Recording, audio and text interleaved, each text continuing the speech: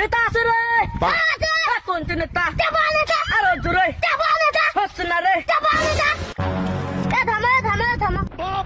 কি করে?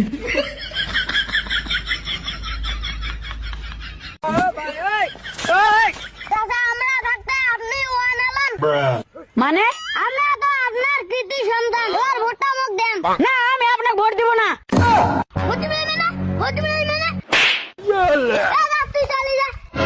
আমি এই মুহূর্তে আমার দল থেকে চান্দিয়া নেতা বহিষ্কার করলাম। দাদা, আমার কিছু কয় না, ভোটটা এবার আমাকে দেন।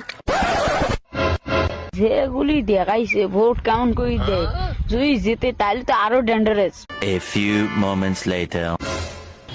এ সৈয়দ, তুমি চান্দিয়া নেতাকে নিয়ে আইছো তো? আচ্ছা যাচ্ছি নেতা।